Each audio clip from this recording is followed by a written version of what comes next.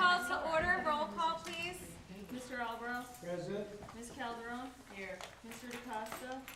Ms. Dunn. Here. Ms. Coffinger. Here. Mr. Luna. Yes. Ms. Ryan. Here. Vice President Gomez. Here. President Andrews. All rise for the flag salute. I pledge Allegiance to the flag of the United States of America and to the republic for which it stands, one nation, under God, indivisible, with liberty and justice for all.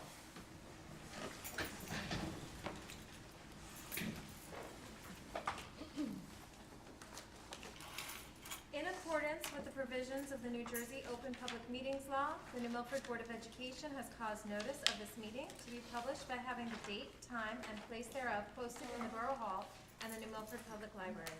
Notices have been sent to the Record and the Twin Borough News. The board announces that under its long-standing policy, it will not discuss in public any comments made by the members of the public concerning individual staff members. At this time, please be advised that all cell phones and electronic devices be turned off.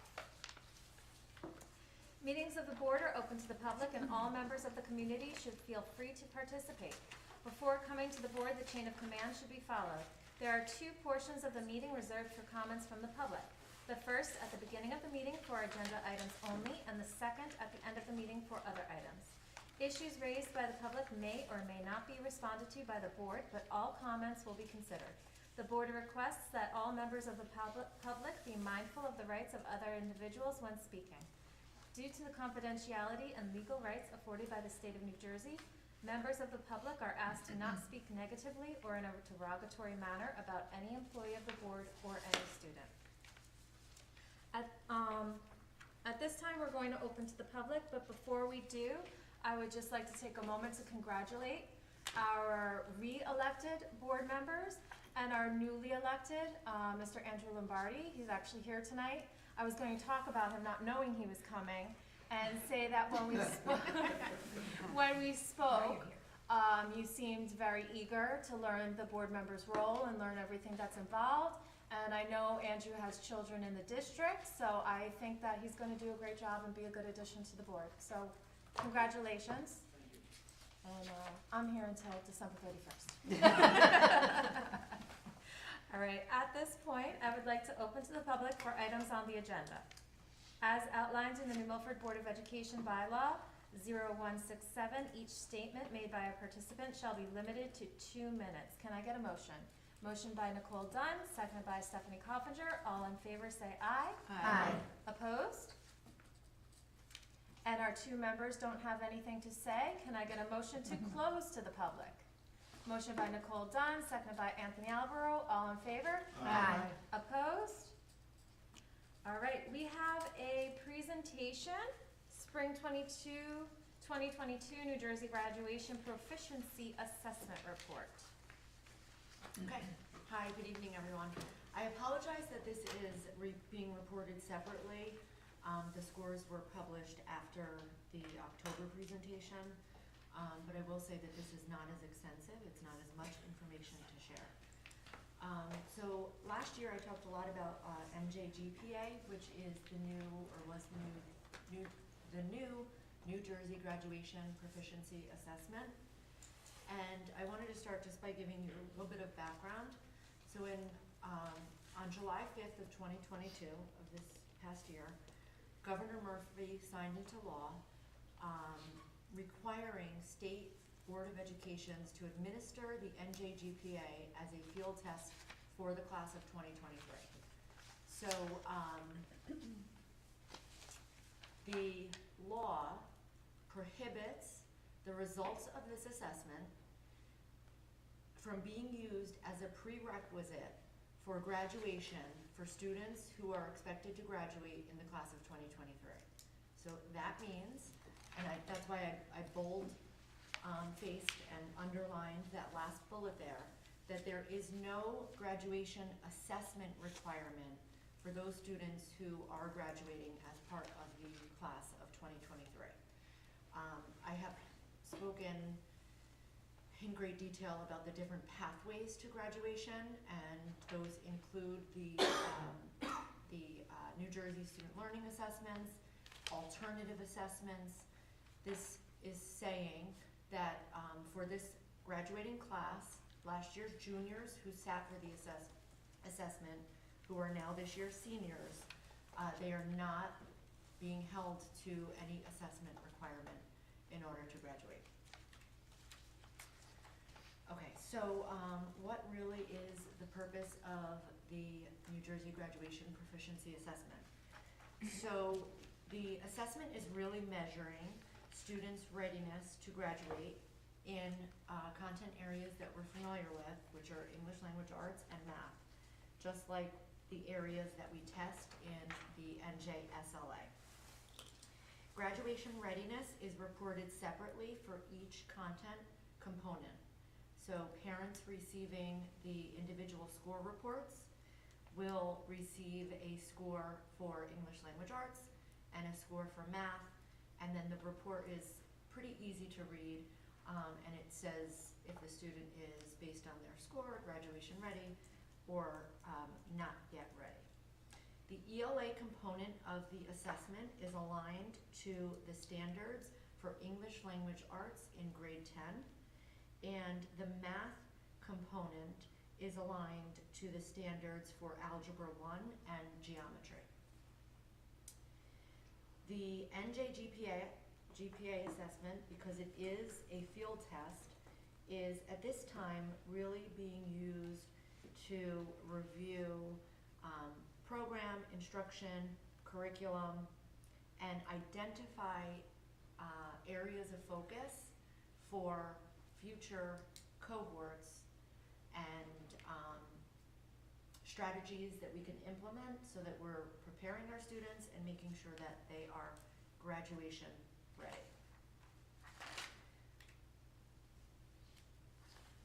Okay, so here we're looking at New Milford's performance on the NJGPA compared to New Jersey's. You'll see that the second row is New Milford, it's outlined in yellow. And first we're looking at the number of students that were tested. In New Milford we had 145 juniors test in ELA and math. And then there's two percentages that you're looking at here. Not yet graduation ready and graduation ready. And then the final column shows the overall score in ELA. I want to draw your attention to the comparison between New Milford and the state. We do have fewer students who are not yet graduation ready compared to the state percentage. And we do have more students who are graduation ready compared to the state. Also, our average overall score exceeds the state. Okay, and here we're looking at math. Again, we had the same 145 students assessed. And again, we have fewer students compared to the state who are not yet graduation ready, and more students who are graduation ready compared to the state average. And again, our average overall score in math exceeds that of the average for the state.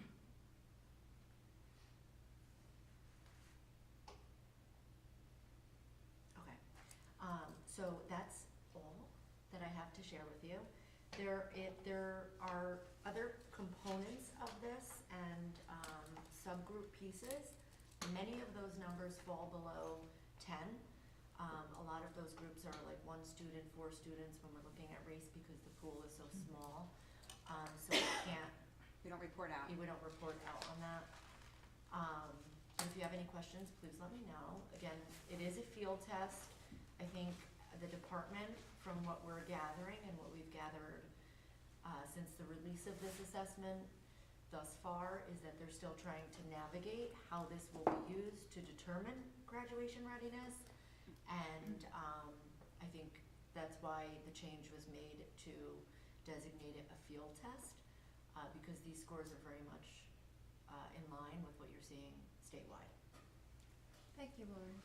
Does anyone have any questions for Lauren? Stephanie? My question is, for the students that are not ready yet, or not yet ready, are those Is it because they haven't been taught the content, or they just don't grasp the content? So it is, it's a new assessment. I think it's very important to emphasize that it's a new assessment. When we did Start Strong, it was a new assessment. So the content has been taught because it's aligned with their sophomore English standards and Algebra 1 and Geometry, which by the time they're juniors, they would have taken.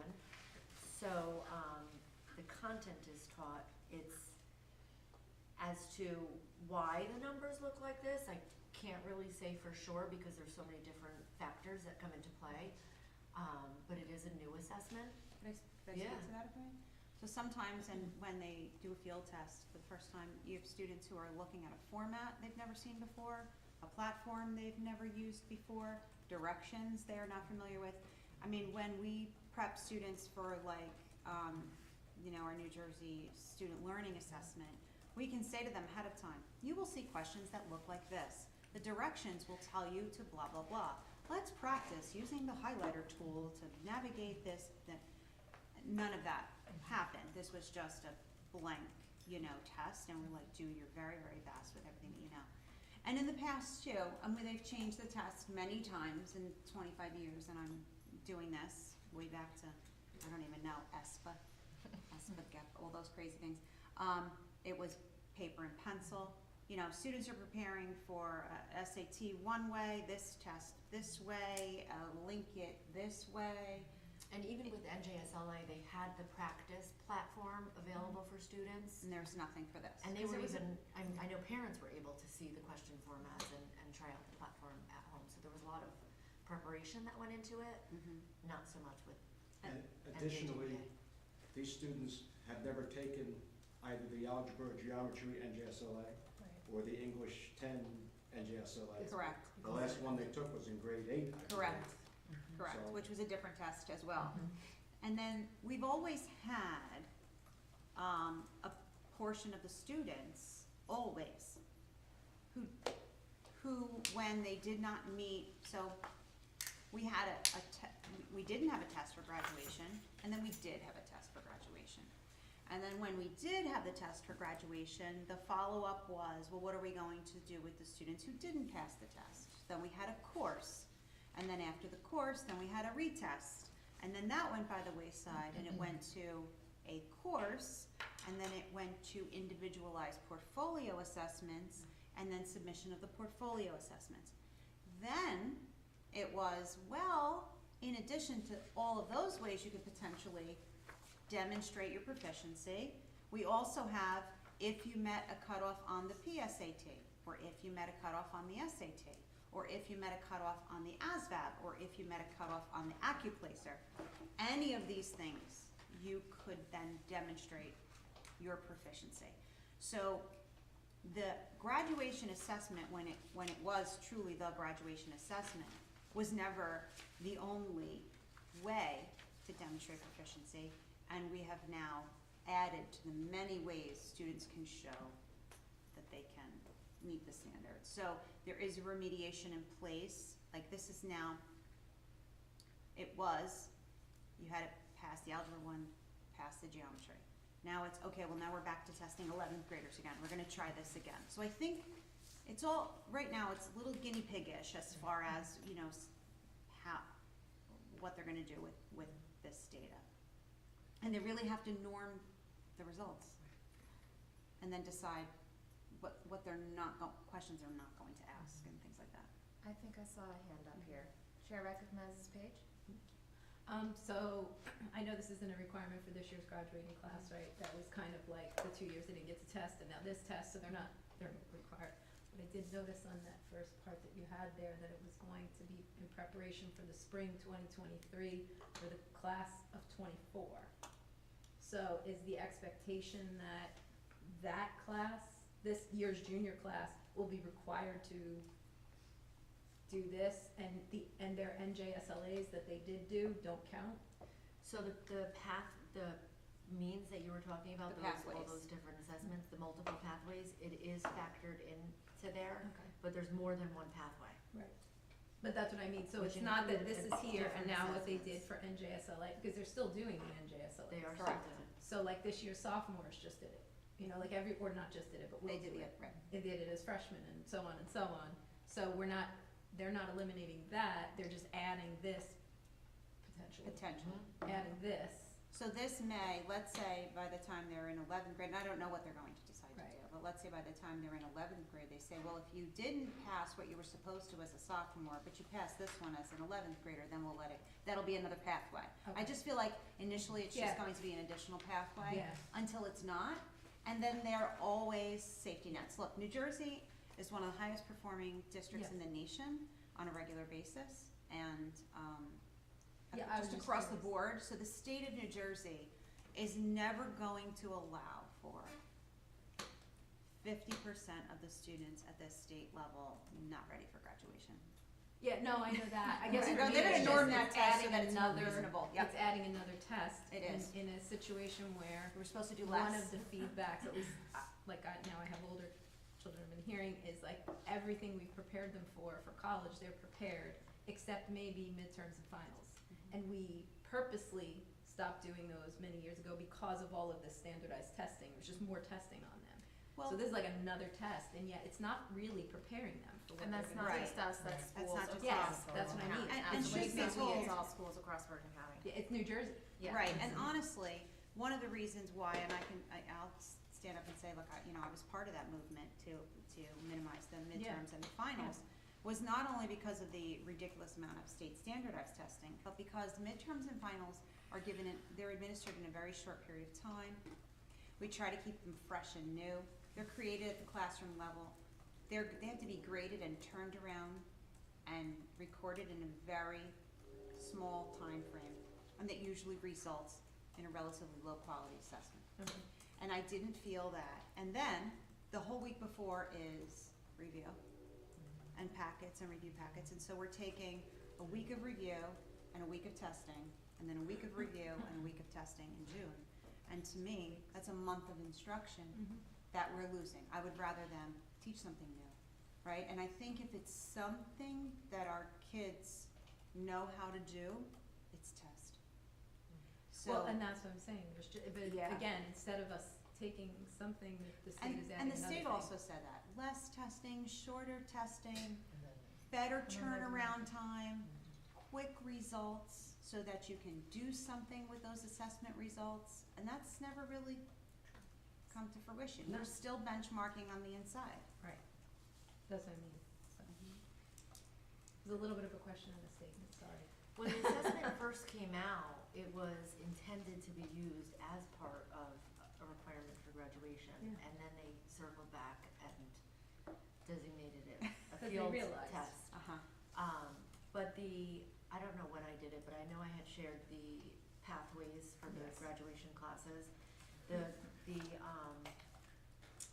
graduation requirements for 24-25 for the classes of 24 and 25 remain unchanged at this point, Right now. in that Right. they're Right now. to demonstrate proficiency on the NJGPA or on an alternate assessment or through the portfolio appeal process. And this is Until just change it. public and charter schools. And when they do, we'll let you Private know. and parochial schools are not subject to To these, assessment. yes. Okay. Now Thank we you. have our superintendent of schools report, Ms. Danielle Shanley. Thank you, Ms. Odoxter. You always have some fascinating, Not as long as. some fascinating slideshow for us. Thank you. And Yes. every time your slides get better and You're better. welcome. Try to make it easy. And she's getting even better and better Contrasting at that. colors. Yes, the board, right?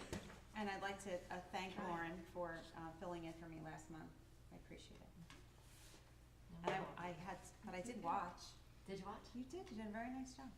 She did a great job. They did a So great much job. info. Those reports are so long. Okay, so just a few things that I must report to you. One is suspension report, right? So at the elementary school, we had no suspensions in October.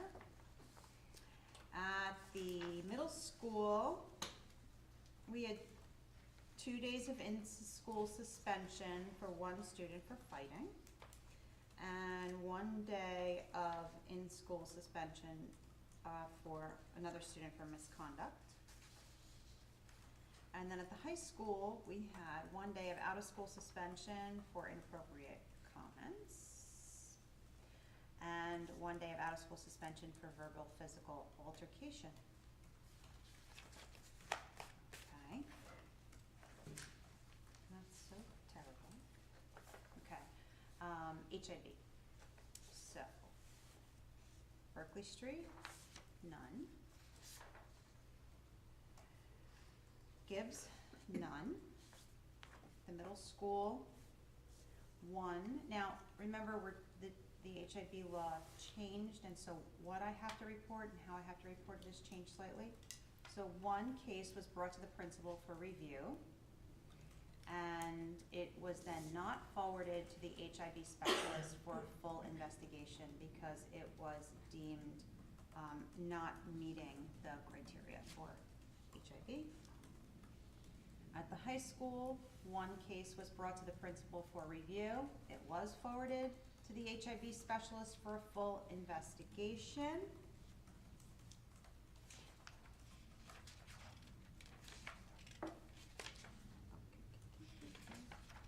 Bear with me, I'm sorry. This is tracking number 253883.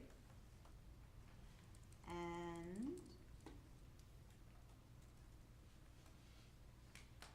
does not meet the criteria for HIV.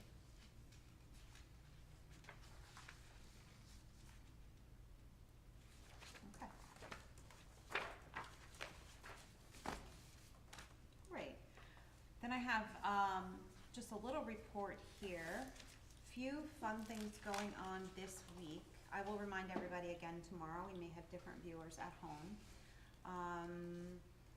On Thursday night, we have quite a few things going on. Well, actually, Thursday during the day is immediate decision day at the high school, so that's exciting for the seniors. I always know when it's immediate decision day, even if I didn't know the date prior, because the students are walking around the school all dressed up, looking so cute for their interviews. And we usually have a wonderful immediate decision day, and colleges offer hundreds of thousands of dollars on the spot collectively by the end of the day to our students, so it's usually really great day. And then Thursday evening at 6:30, we have the high school open house. We've invited all of the middle school families to come to that. And the public is welcome to come. We just ask that you RSVP. You can RSVP on the district website, on the high school website, on the district Facebook page. There is a link to RSVP. And if you have any questions outside of that, you can contact Ms. Norton, who is Mr. Manupelli's assistant in the main office in the high school. So we have an hour and a half of wonderful things for everyone to see on Thursday night. And then at 7:30, we are celebrating the return of the fall drama. And I'm really excited for Dan Preet, who is directing the drama.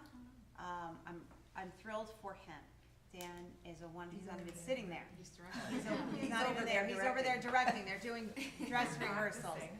He's a New Milford graduate, worked with us, has grown with us, works in the tech department, works in lighting and sound and all things theater, and came to me and to Mr. Manupelli and said he would like to take on the drama club this year. And we said, okay, great, Dan, sure, because he was involved in theater in high school.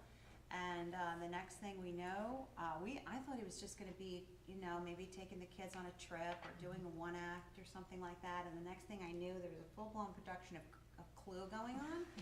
And so I'm really happy for him, and I think that just speaks to just the,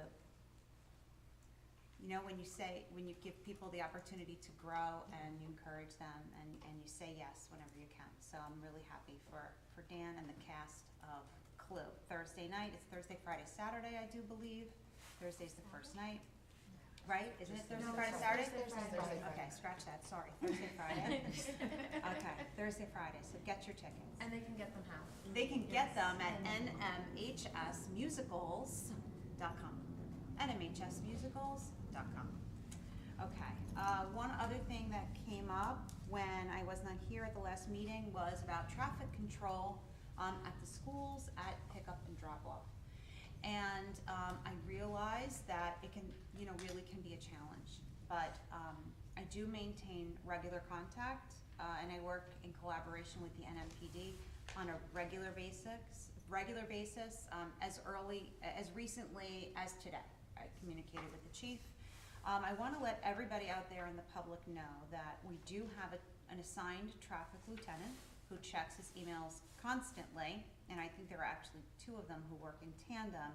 And that email is important to know. It's traffic@newmilfordnjpd.org. I'll repeat that. traffic@newmilfordnjpd.org.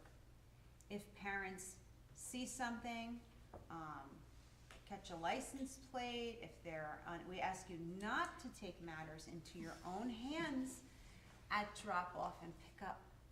We do not want to be on the news for that. So just please, if you need to capture a license plate, or if you need our help with cameras in identifying cars that are driving irresponsibly around our students, we do have cameras and we can catch a whole lot. But we need to self-police, and we need to drive responsibly and follow the guidelines. And I have spoken to all the principals about this. All of our school officers are aware, and we take this very, very seriously. And the police has assured me that, they will patrol every day and closely monitor the traffic, pick up and drop off. So I just don't want anyone to think that it's not being monitored, because it certainly is. There is nothing more important than the safety of our children. Nothing. Can't do anything if we're not all safe, so please. I will have a more detailed and fun report of all the things going on in the buildings tomorrow. One thing on the agenda you may see tomorrow night, I hope. Ms. Torrey has recommended somebody to me, that I will be meeting with tomorrow for the elementary resignation that we have on the agenda tonight. So hopefully there will be something in red on your agenda tomorrow with a new hire to replace the resignation. So for anybody who is concerned about that, I'm hopeful that this young lady that I meet tomorrow will be on the agenda. I know some parents might have been worried about classroom continuity, so. Okay, thank you very much. Are there any questions for Mrs. Shannon? All right, that leads us to Assistant Superintendent for Curriculum and Instruction Report. Ms. Odoxter, do you have anything? I have just a few things. I'm keeping it brief like my report tonight.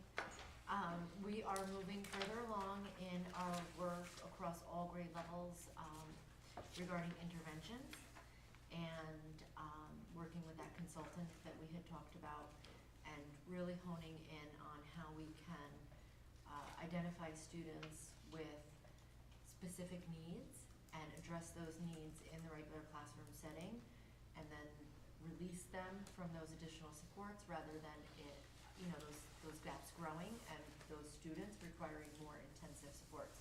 So that's going really nice, and I'm really proud of the work that's happening. Most recently, I was able to spend some time walking through the buildings. I've gotten from kindergarten up through, pre-K through grade 8, so middle and our elementary schools. And I just want to say kudos to our faculty and staff members, because I was really impressed walking through all of the classrooms, and it's kind of like you blink and it's November already, but we're really deep in the school year. And the learning that's happening and the student work, which really speaks to everything that's happening in the classrooms, is just overall impressive. So kudos to our faculty and staff members for their hard work, and we're excited to keep it going through the school year. Right now, it's kind of a busy time in my world. We're gearing up for our program planning meetings, so these meetings, I've spoken about in previous years. We meet with teams across all grade levels, and we think about what's in place and how we can improve upon it and make it better for next school year. So we think about new courses, we think about program, the curriculum, instructional materials. So we are gearing up. I know that the teachers have started working with their teams. They have collaborative meetings where they reflect on what's already in place, what they would like to see, make recommendations, and then we meet, spend an entire day kind of unpacking it all and brainstorming and hopefully build upon those ideas and make them come to light for next school year. So we're excited about that. Some of those conversations have already started. For example, in the middle school, we're looking at additional courses for our students in math that will help them advance further once they come up to the high school. I know math was an area that we had talked about following the NJSLA report, and the students who are taking Algebra 1, and then once they, in 8th grade, and then come up to the high school. So more to come, and I will share out following the meetings probably next year, because our December board meeting is early. So stay tuned. And that concludes my report. Thank you. Are there any questions? Okay. That leads us to our business administrator report.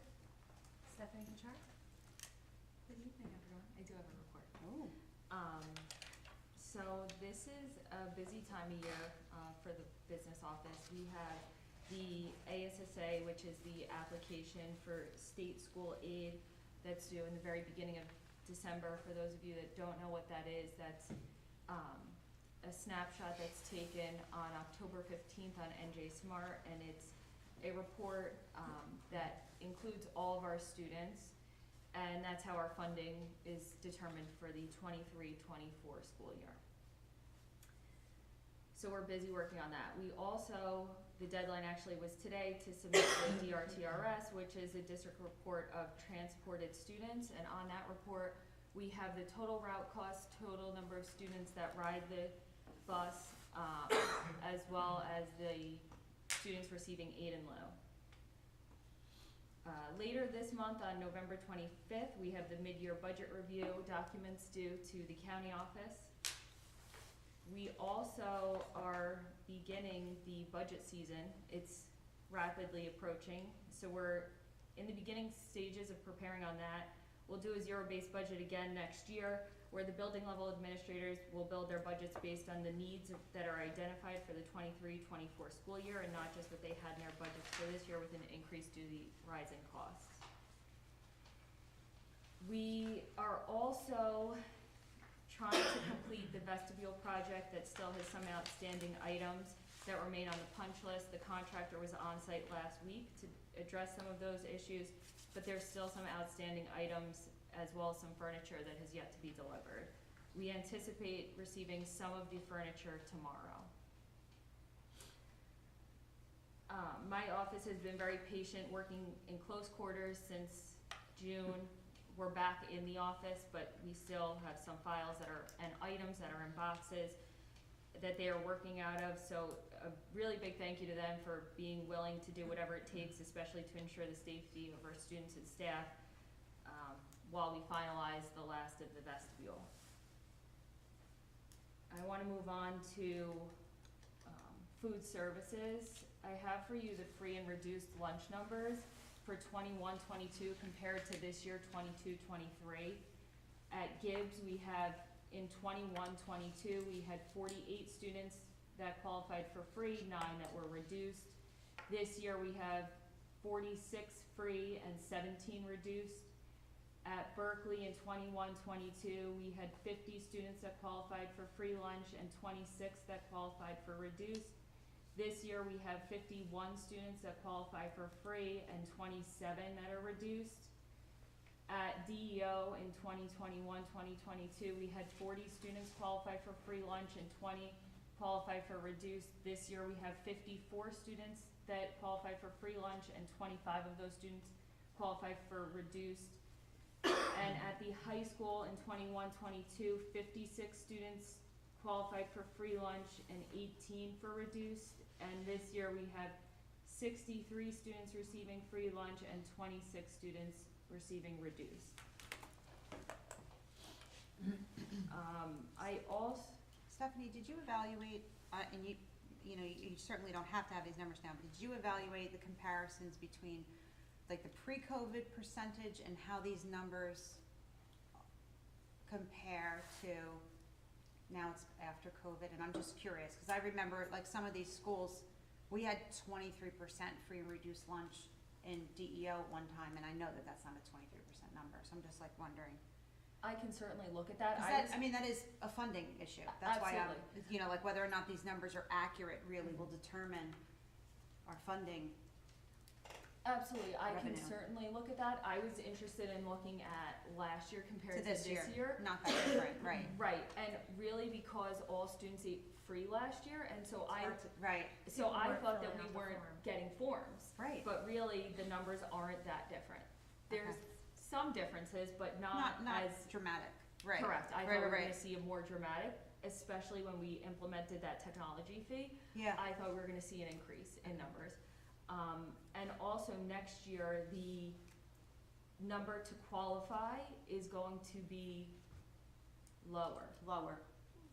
So our numbers will probably increase, next year. But I was really interested in looking at last year compared this to year, this year yeah. because, I thought we weren't getting forms, but. And then lastly, in October, we had the open enrollment. So this is a drastic number for New Milford. We had 29 teachers elect to move from either Direct 10 or Direct 15 to the Educators Plan.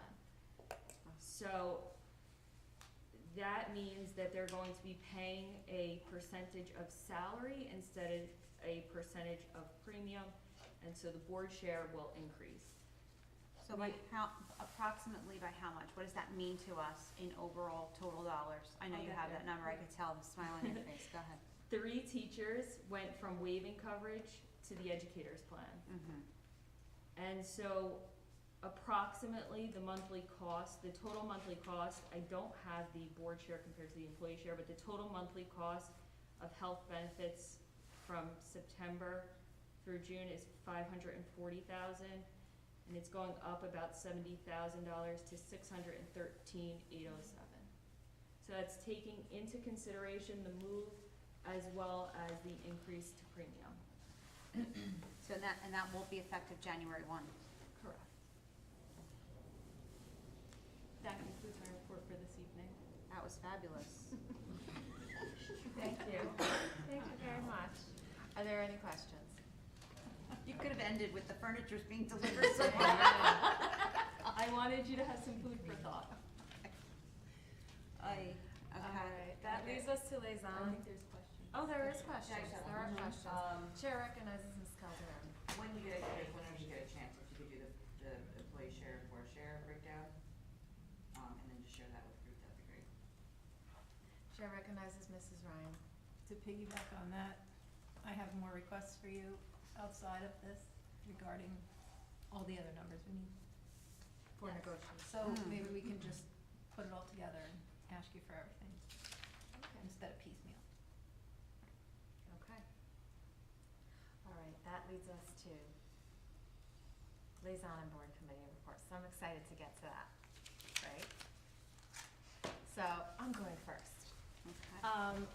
You all know that Paige, Joe, Tony and I were at the NJSBA workshop for 3 days of training, which I'm so excited because I really truly am a geek. I love to learn.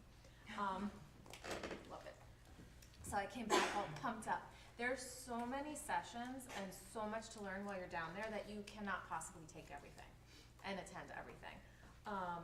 So we actually tried, there were some that we overlapped because we were all interested, but there were some we tried to split up so that we could then convene, share learned knowledge, decide what should be shared with the board, So we came back very excited and we met and shared, we all attended different sessions, various sessions and topics. Some we gained knowledge for ourselves, some we thought was worth sharing with the board. You know, some of it's like, okay, I learned this, yay, but I'm not gonna waste your time talking about that.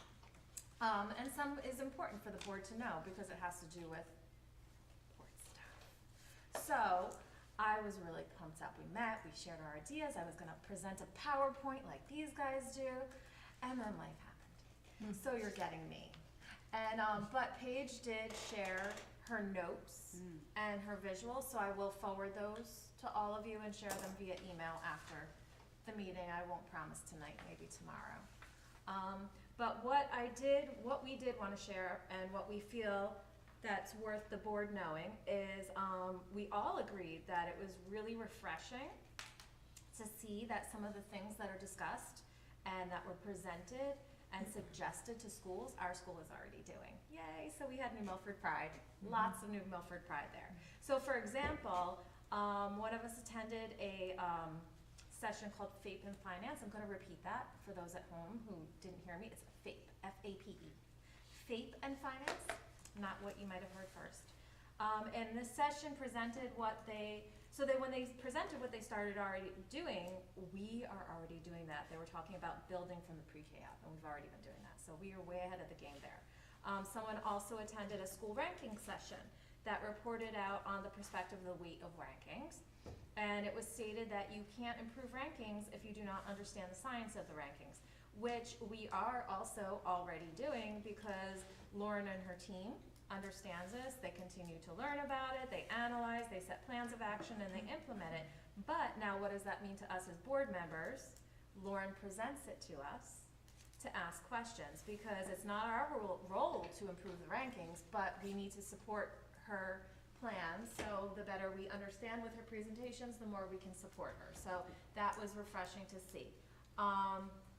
Another one that was refreshing but also brought up a food for thought was someone attended a session on school safety, and that person feels fortunate that what they were discussing, our schools already have.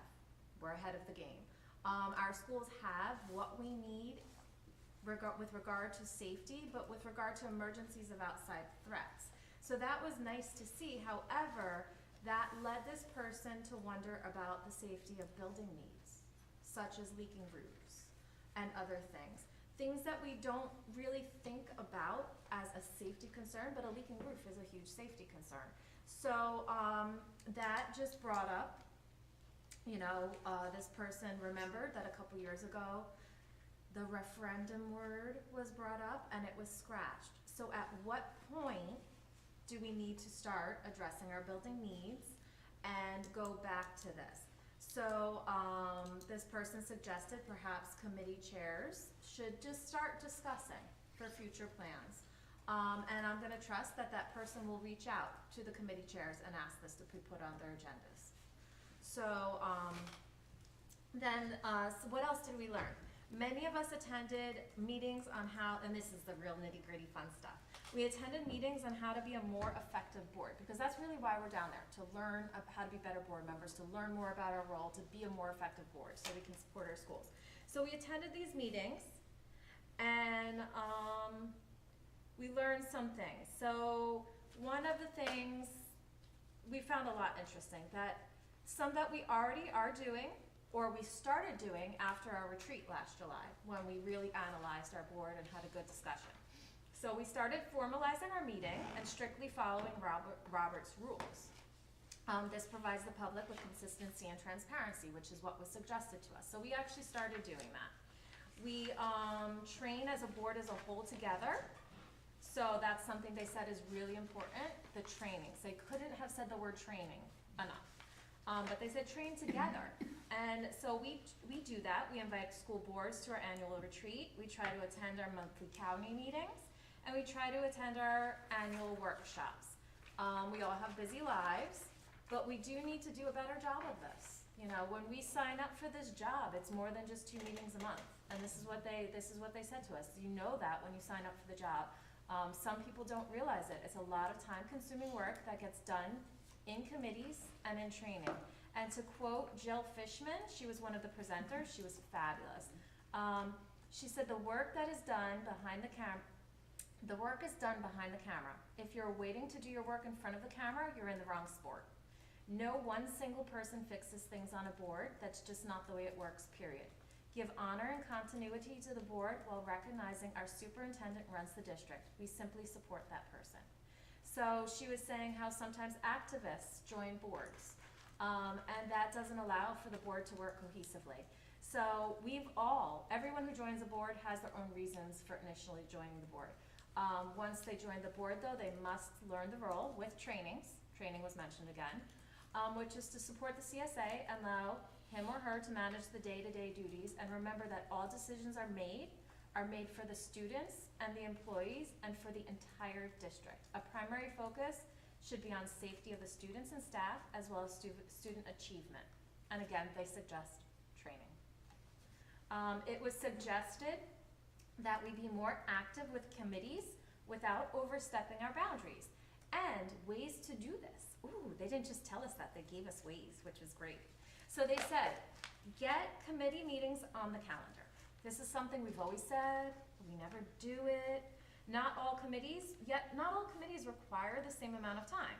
So, but get the meetings on the calendar, have them there, and then when the time comes, the committee can decide to cancel or postpone if there's nothing to talk about. But at least have them on the calendar, because if you don't get them on the calendar, it's too easy to let time pass. Let's see, what else did they say? So, and again, we've already started doing this. I know the athletic committee, Nicole already has done this with athletics. You guys have a meeting for every season, correct? Pretty much. Yeah, Every- so yeah. they're on the calendar. We planned for the next one. for the next one at the one we're at. Yes. Right. Exactly.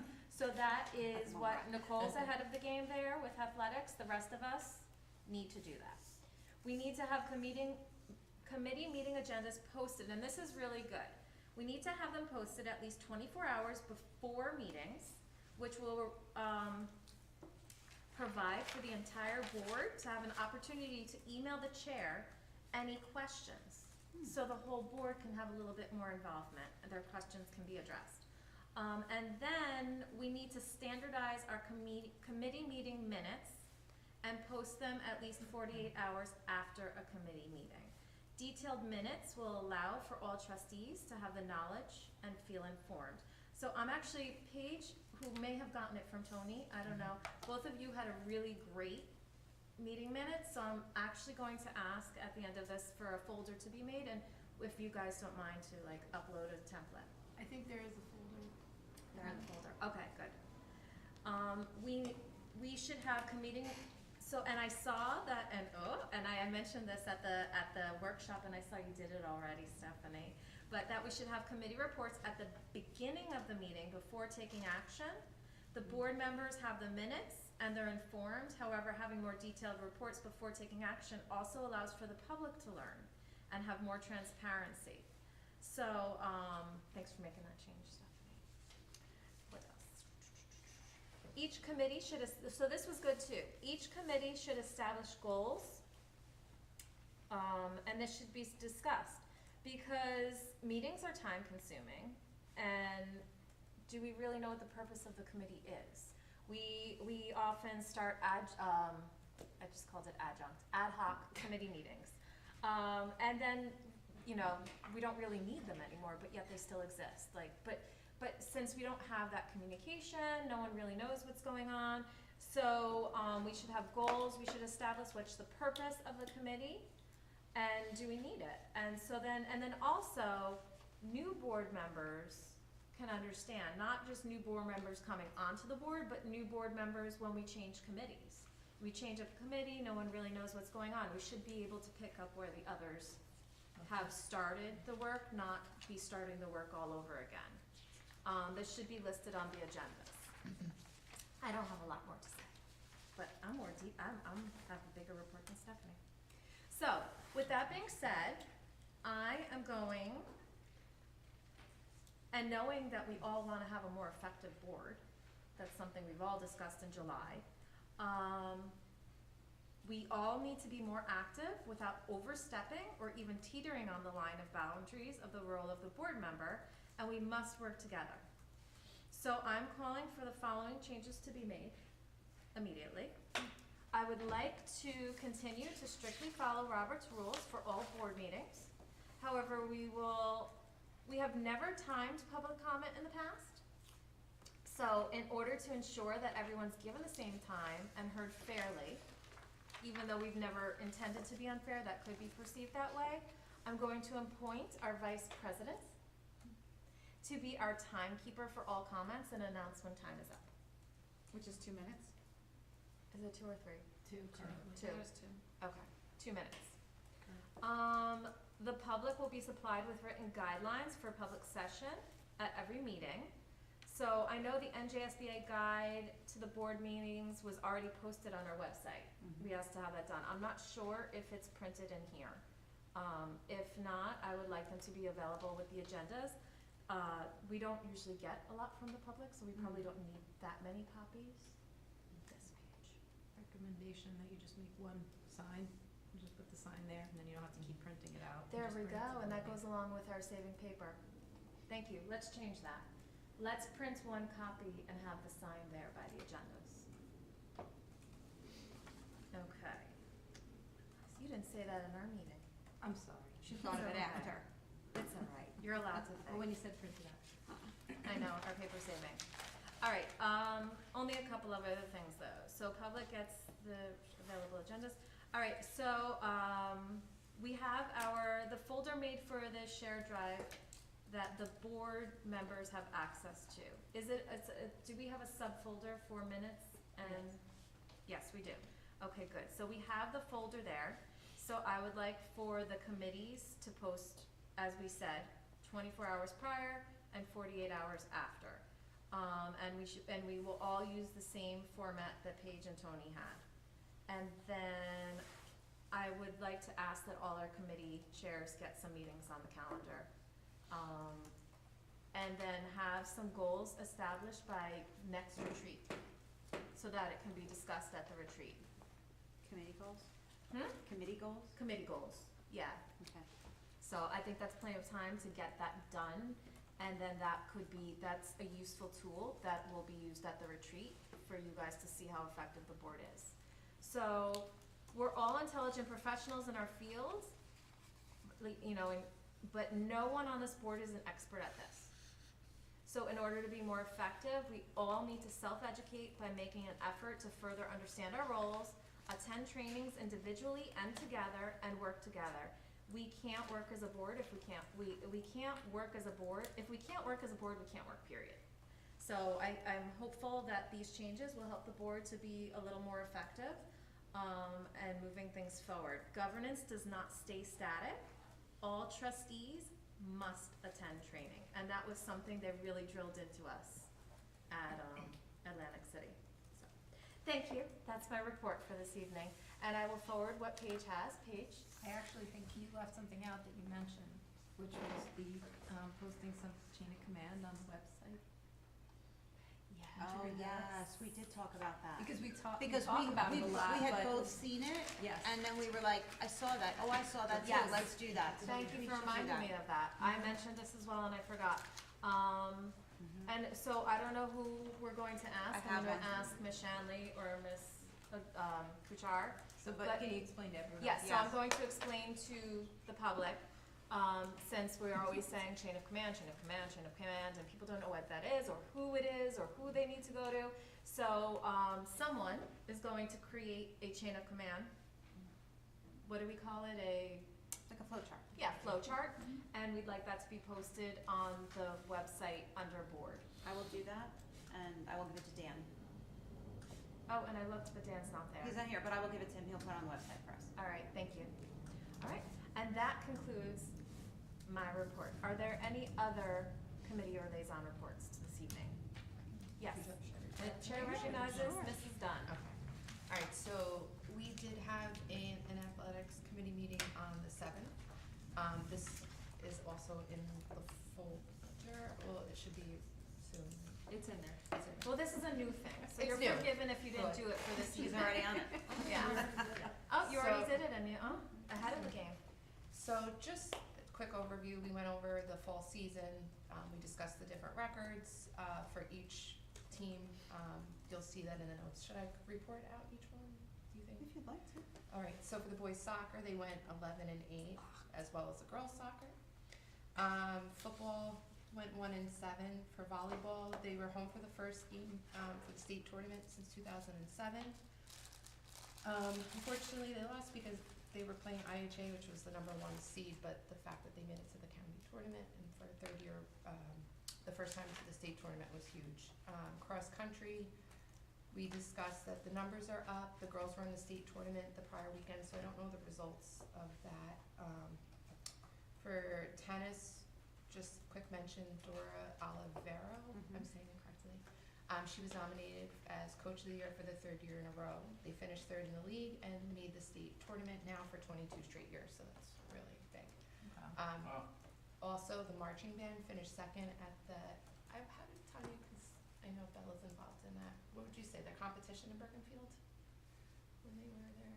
It is a Variety competition. It is a competitions, competition. It was a Right. competition, yes. Right. I'm sorry, I was thinking there was something additional after that, that was not a competition, it was more of a showcase, but that was a Yeah. competition. Right, so they finished second.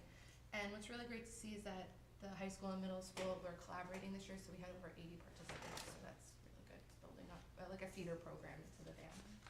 Did you mention girls soccer? I don't know if I heard you say that. I heard Yeah, boys soccer. they also were, we said they were 11-8, and they split 2 games, but were upset in Beckton and Fairlawn. Also, just a follow-up for the board members that on the marching band podium, it was delivered and it has been used. We also reviewed the Knights Athletic Day, which was September 24th. We had all the home games. We got, speaking with Mr. Rigadelli, so there was a lot of positive feedback. And, you know, as a possibility for next year, they would like to include maybe more vendors, involve the community more, and have more activities for the kids throughout the day. So it was cool. I mean, I got to go watch the football team.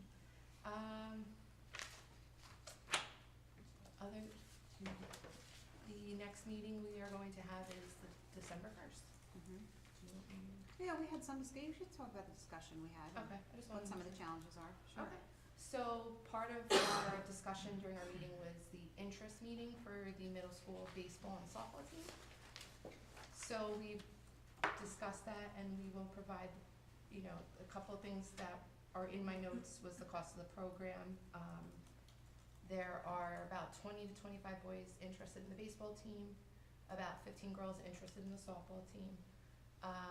We would like to have one team for the boys and the girls, obviously, or 2 separate teams, I'm sorry, but we want to ensure that there's a girls' team and a boys' team.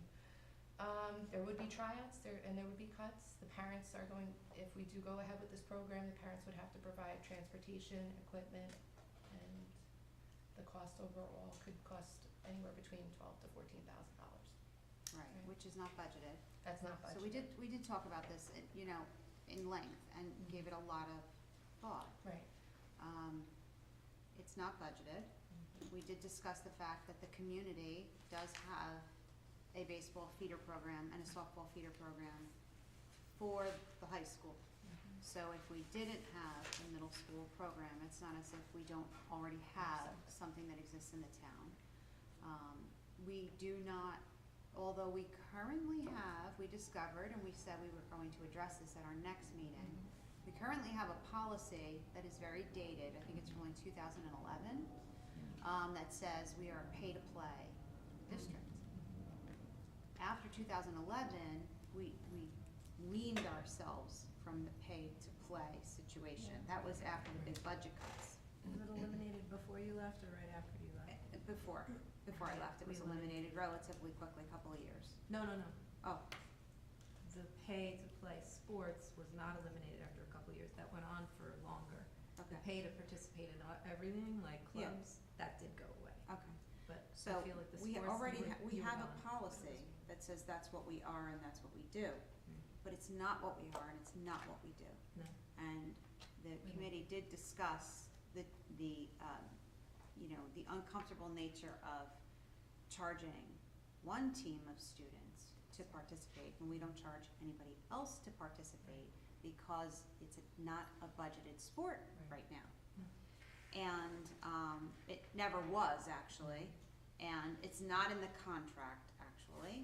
So there were a lot of concerns that the committee had in feeling like we were trying to rush something because a community member brought it to our attention.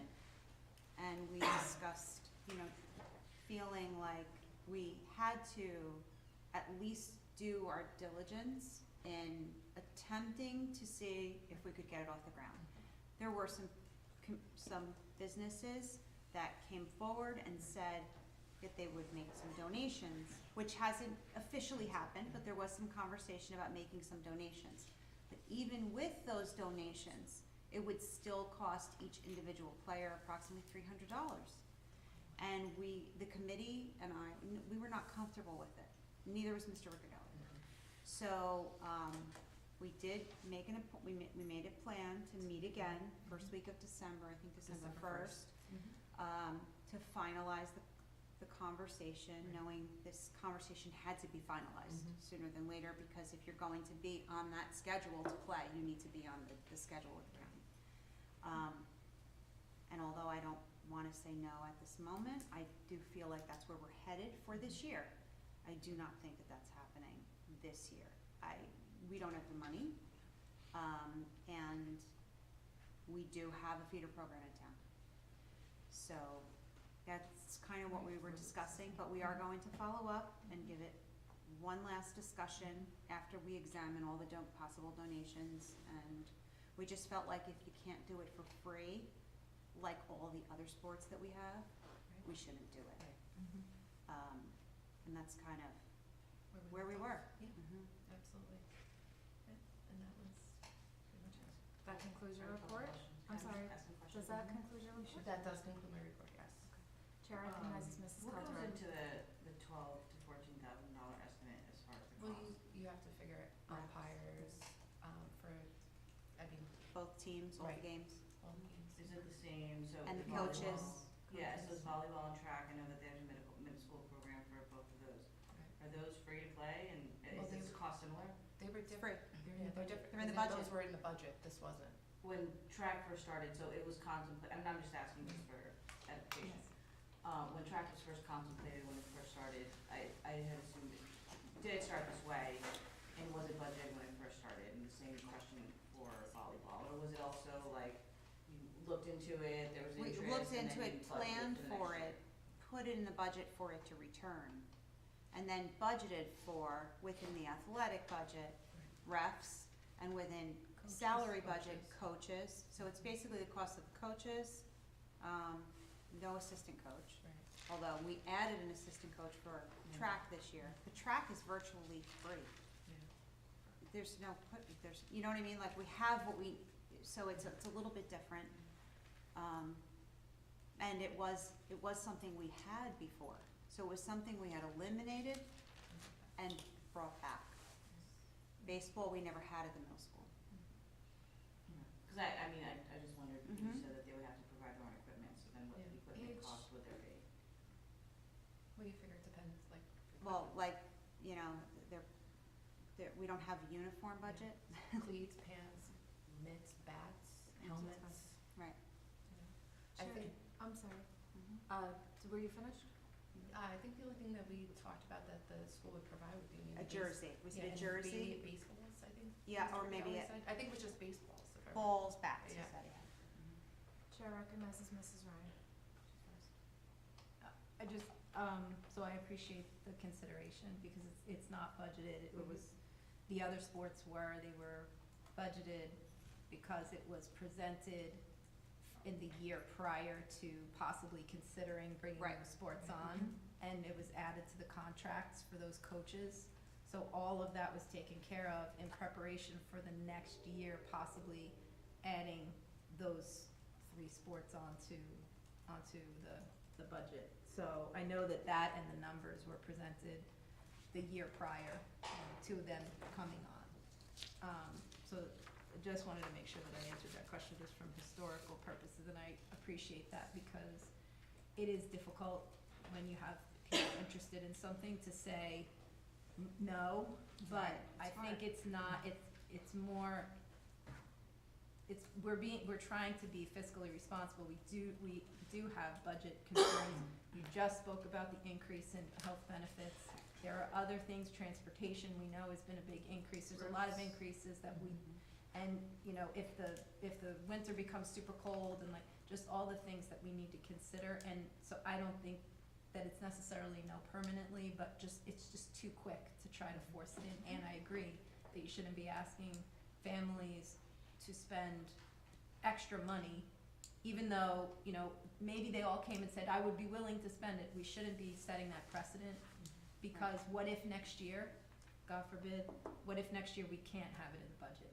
Then what, we ask them again another year? So I think we need to be smart and do it the right way for that. And there is another program, so it's not like they won't have something to. Right, and they're paying for that program, so that was another conversation that we had. Yeah. We didn't want to be responsible for making families choose our middle school program and the $300, or the rec program and whatever the rec program costs. We didn't want to be the catalyst for that choice, because for some families, it will be a choice.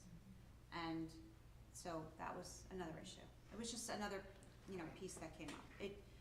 If children don't pay to play here, then they don't pay to play here, and we can't really treat some athletes different than others, so. Chair recognizes Mr. Luna. Do we have an idea, or when you guys were talking about this, what would the actual cost of it be? I know that like the referees and, Well, you know, equipment. About that did- 14,000. yeah, anywhere 14,000. between 12 and 14,000. So we would have to find a way, we'd have to find, to be safe, $15,000 to make it happen. Right, and then you'd have to find it again for the following year if it couldn't get worked into next year's budget.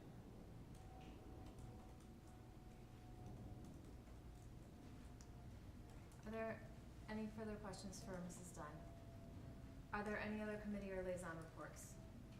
I have, for the NJSBA, there's a meeting on November 30th. It is in Beckton High School. It is hybrid, and it's going to be discussing school safety. Unfortunately, I can't attend virtually or in person, so whoever can go. Yeah, the backup. I have a personal appointment that day, so anybody that can go, it'd be great to just hear about it. Because it's going to be an interesting topic and something we talked about today. Okay, excellent, thank you. Can I have some? Can I have a Yes. question? Oh, she Yeah. does. Just in response to that, so Mr. Peroni is our district assigned school safety specialist, and he attended a workshop, I wanna say last Friday, with Officer Trinkleback and all of our officers, which was at a hotel in Bergen County. It was led by New Jersey Department of Safety, and it was all about, God forbid, evacuation and reunification, and the safety that the steps and measures that need to take place in the event the county and or the state comes in a big emergency and we have to evacuate and then reunify students with their parents, off premises.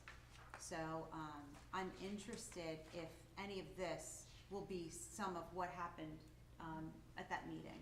So I just, want everybody to know that this is not something that's like ever put to rest. Right. We're just always revisiting, and I'm glad they're sharing it with New Jersey school boards too, because, it was like, just, you can never be too safe. That's it. You can just never be too safe. So I'm glad. So again, training. I do Please, have everyone, try to attend. Yes, Paige. I have a question for Sharon. So, Okay. delegate assembly, did they say when? No, They didn't say that? Okay. I'll double check.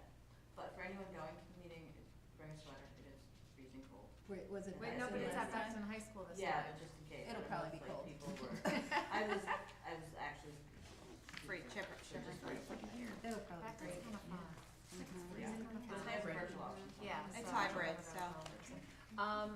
But please do stay on top of the delegate, because we get a vote, and we do not want to lose our chance at the vote. We all know The how next important meeting voting is. after the November meeting is Okay. So I didn't see the other meeting on the calendar. Yeah, that one is different, cause that one's the one, Yeah. you asked about the bylaws, I remember, and it was like, does Right. anyone have any Actually, our liaison, recommendations? you're going I to don't need even to think vote. they have any.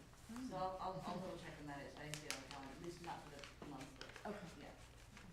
You get to go vote, Cheryl. You get to go to Okay. Trenton. You're the liaison. Yeah. So, Can I just don't miss it. address one thing, Nicole? Yep. Regarding to Don. So the reason I asked the question about Mhm. track and volleyball was really just for history's sake. Because I know that when that conversation was brought up by the parent that brought it up, it was at the night that we voted on the budget. Correct. So that makes sense to me historically that we'd already, Yes. approved the budget, obviously not budgeted now, but I am comfortable, hopefully that, for next year or the year after, when I think things become a little more, Stable? stable, that it's Yeah. not a hard no, Mm-hmm. but, No, it wouldn't be. And there's no more leaking It wouldn't be, rooms. Yeah. right. Yeah, I'm just glad to know that, obviously, I think that, just that it was considered, and there's valid reasons for why we wouldn't be able to pursue it. So, And the December first I'm meeting, sorry. will be the third time Yeah. we talk about it. I should have said no, that should have been old business, because we have more liaisons. We have Councilman Seymour here. Yes, thank you. It's great to see everybody. First of all, thank you again for your support, your collaboration, and your partnership with this year's Domestic Violence Symposium. To give the board and the district some feedback that we already have. Our in-person live attendance was more than triple what it's been in the past pre-pandemic, and our online viewership at this point, compared to the same point post-symposium last year, is double our viewership.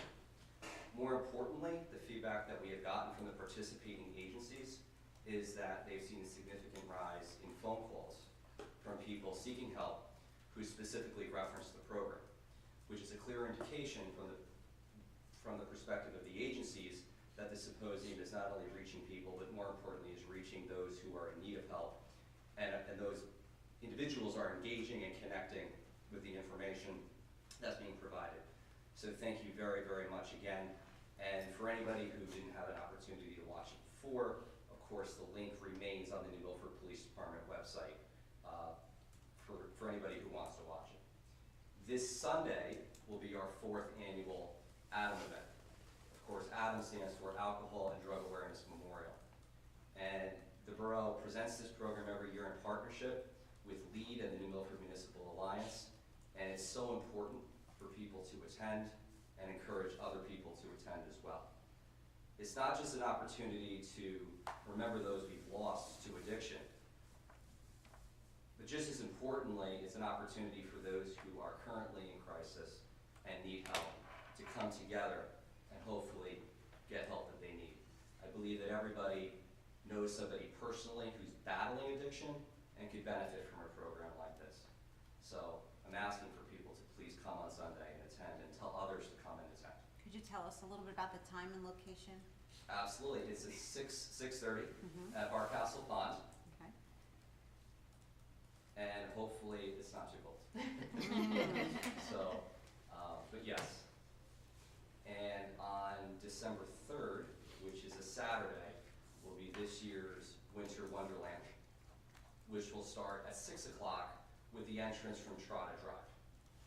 And we'll follow the same format as last year's Winter Wonderland, where everybody will drive through once again.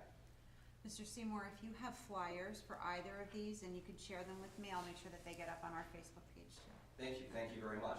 I'll be sure to send them to you. Great.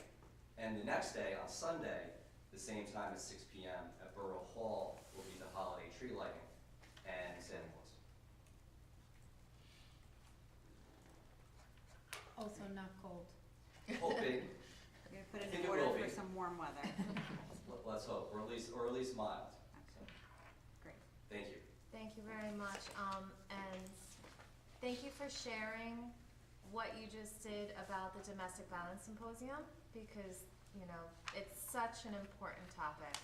And what I had stated that night is that it's something that it transcends, it affects everyone, regardless of race, ethnicity, gender.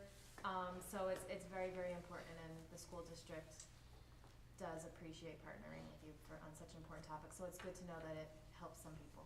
And thank If you. it- I and think also if just it want- helped one person, it was worth it. So it's better that, it's nice to know that it helped even more. And I just want everyone to know that each agency to an agency to a panelist expresses their thanks. And they recognize that without the districts and the board's collaboration and partnership, it wouldn't be possible. And again, unfortunately, he's not here to hear this, but once again, I do have to sing Mr. Preet's praises. What Dan Preet does with a live stream is truly magical, and it's tremendous. Yeah. So, thank you. But thank you for sharing that. I just wanted to comment on that. There were also, the panelists were phenomenal, and I spoke with several of them afterwards, and they had expressed an interest in coming and working with our students. That's wonderful. So we're looking forward to planning something in the near future, so. I mean, that sounds great, and just to that point, each agency is more than willing to come upon invitation to the district to talk about any topic that the district would like. So, It's so relevant. They even talked about the technology and the tracking and the social media. So we were tossing around some ideas. Ms. Peterfriend, our new guidance supervisor at the high school, attended the evening as well. So we were looking at maybe utilizing that Fresh Start period Fresh start period, yeah. to offer some exciting Programs for kids. programs for the kids, yeah. It's wonderful. So thank you. Yes. On Chair the- recognizes Dr. Kushar. Thank you. On a unrelated but part of your report, the December 4th, the borough had invited the district to participate in the time capsule, and so each of the building level principals is putting together an item to contribute to the time capsule that will be buried on December 4th at the tree lighting. So we look forward to that as well. that sounds great, thank you. All right. Thank you very much. Thank you. That was great. Okay. If there are no other committee or liaison reports, we move to agenda items for discussion. Review of the tentative agenda for the regular meeting to be held on November 16th, 2022. Review of board action. Review of educational programs and curriculum. Review of personnel recommendations. Yes, Chair recognizes Mr. Alborough. My one question, and I've asked this previously, when we appoint, quote, an additional instructional assistant, is there any way to designate or signify that it is replacing an existing position, it's adding a new position? Because obviously saying additional instructional assistant, one could infer that it means we're adding on. So is there a way in our personnel appointments to clarify that it's replacing employee number X, or replacing an existing position, or it's Or a new hire? filling an opening. Or is it a new position being added? Obviously, in a one-to-one situation, that's probably, could be a new development, new student moves into district, it's a new position. Could If you there's just any tell me way- which item, just because it's so. For example, 2372, page 3, additional instructional assistants, we have 2 there. Okay, 57 was there. so I can find those out for you for tomorrow, and, but I also understand what you're saying moving forward. But I will just clarify for tomorrow that those were openings.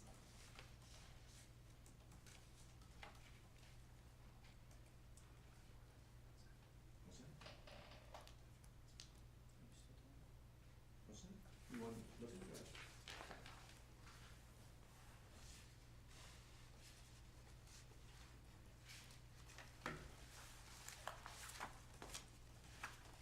That's it, thank you.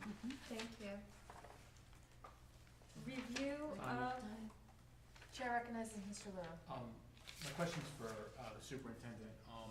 2383, I had asked you about that previously. For We didn't personnel? get the finance. That's finance. Oh, I'm We're sorry. personnel. Is it F? I That's beg- next. I beg your pardon. Hold it 1 second. I beg your pardon. Okay. Review of finance. Chair recognizes Mr. Luna. Thank you. 2383, I do not have an official answer on that yet, but I do believe it is just an increase. And you're right, it's exorbitant. yeah, so that, Yes. so, So unless we're finding somebody else, That's what I was to getting at. conduct So the- is there an opportunity to look at that? Or, cause it really just stood out to me, like that the increase was just so significant from a percentage sometimes, standpoint. in this particular case, the way I understand it, is that we had a service provider that provided services at the first rate. But that service provider was then inundated with work, and we had to find somebody else to do the work. And then therefore, this is now the rate. Okay. So, obviously, here's my guess, if somebody is charging $760 for functional behavioral assessment, and the next person is charging $1,045, the person who's charging $760 is gonna have a very full schedule. And so, therefore, I just wanna Yes. make sure before I Mhm. speak, and so therefore finding somebody else so. to fill in because the first provider couldn't provide. Those of us, can I add to that? Sure. Just, those of us who have attended the NJSBA meetings for years, this has been an issue. Mhm. It's come up at meetings many, many times. It's an issue for board members, it's an issue for superintendents that while schools have a 2% cap, these services do not, as you guys know for the buses, and how much our bus fees could jump this year. And that's an issue for schools. It's something that NJSBA has been actively working for legislation because it's just not right. How can you, these are services schools are required to provide, and students rightfully deserve them. But there's no cap. These companies can charge whatever they want, even though the schools have a cap, and this is an ongoing issue. And I mention this because that's a good question, and that's what's going on, and so those of you who will be continuing on the board, I hope that you will attend these NJSBA meetings, especially the one where they bring the legislators to them, because those are some great meetings where you can stand up and raise these questions to legislators. And the last one that I was at that the legislators attended. I was there. Mrs. I was working Shanley somewhere else at the time. was actually not in our school district at the time, Unfunded but she mandates. stood up and gave them a piece of her mind. And then there were other people who gave them a piece of her mind. And one of the legislators said, wait, I would like to hear from the eloquently spoken young lady again and listen to what she had to say. And it's an ongoing issue. So it's something that I say we as school board people, we as public, we as we as parents, everyone who has a concern has to bring it up, because what's the phrase that I'm looking for? Something about a well being dry, but like, Right. we have to give these kids these services. These companies, there's no legislation that stops them from charging us what they want to charge us, Mhm. whether we have the money or not. So there has to, it's something that's a continued battle. So I'm going to encourage all of you to go to these meetings, especially when the legislators are there, and bring this up. You know, I'm glad you brought that up. can I just add to that? Yeah. What was so frustrating that day at that meeting with those legislators is that you realize that they are not educators. They're on these education committees, but they're not educators. They don't understand. And when you sit and explain these things to them, they go, oh, well, we should fix that. Yeah, you should fix that. So that's kind of like, it's really quite frustrating, because when you go to, right, when they're making laws about, things related to medicine, you would like to think, or dental care, you would like to think there might be a dentist in the room. But it tends to not be the case with education. Make decisions about finance and school finance and how we're going to fund certain things, and without taking these kinds of things into accountability. I could speak to you a little bit more about this specifically, because I know exactly what, actually, now that I'm sitting here having this conversation, I know exactly what this is. But yeah, and that's what happens. Okay. Are there any other questions on that? Review of facilities. Review of athletics. I have a comment. Chair recognizes Mrs. Ryan. I'm glad to see the girls' flag football grant, because I know they started it last year, and it seemed there was a huge interest in it, and so I was really hoping that there might be a grant available for them to do it this year, so I'm glad they're gonna have that. I think it's a good program. I agree. That's something that came from the Jets. Yeah. Review of ad hoc bylaws. So this will be the second reading tomorrow, so these will be adopted. We don't have another meeting set yet. Okay. We're doing homework. Everyone was doing. Everybody was doing homework. Sounds good. It's Behind a the lot. camera. Behind the camera It work. is, it's a lot to, yeah, it's a lot to do. Right. Additional board items. Old business. Ms. Chair recognizes Mrs. Ryan. I have a question, and I apologize profusely. I was trying to go through this here to get the right word for it, but the historical marker at Gibbs, is that Yes. it? I couldn't think of I couldn't find the right word. I was when going we to talk about it tomorrow, When we yeah. were at school boards, there was actually one of the things I attended, it was teaching history through school community partnership, and it triggered it in there, I was talking to someone there about it. thunder. No, I'm saying I was there. I'm going to address it tomorrow. Oh, okay, then I'm gonna not. No, it was so funny because, You can just say, I'll have an update tomorrow. I will have an update tomorrow, which is funny. So I said to my assistant Terry, because I came in and it was on my desk, and it's a big black case, and I said, did like 3 men in all black suits and sunglasses come in, like dun, dun, dun, dun? Because I was like, it almost looked like it should have been in a silver Because locked this is Hetty we're talking briefcase, Yeah. because this is Ms. Grant, who is, just on top of her game. So I will talk about that Okay, tomorrow. all right. Wow, see, I'm right there. Yeah. Mhm. Dun, dun, dun. And when I bring it out, But we're gonna that sing. has not been forgotten. No. Because that is something that is Yes. very Yeah. important. Yeah, no, I felt more just that it was red tape, so, Mhm. okay. Okay. All right, so we look forward to hearing tomorrow. The Mhm. suspense has been set. New business. I wasn't planning on bringing this up, but it just came to my mind as we were talking about committees, and I was congratulating Mr. Lombardi. Refresh my memory. Ooh, yeah. More about you. Refresh my memory. Who's on our new ad hoc, new member committee? I'm the chair. Have we done anything since July to prepare something for Mr. Lombardi?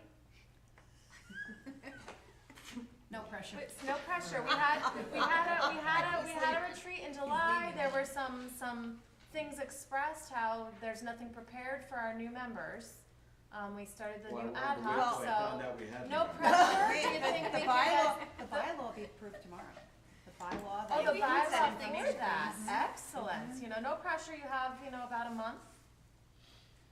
Alrighty, there we go. I think you have the phone. And Mr. Lombardi, if you're lost swimming, blame them. Okay. Well, and I did my part. I reached out to Mr. Lombardi. He and I are going to meet, and I will be doing a central office orientation. Excellent.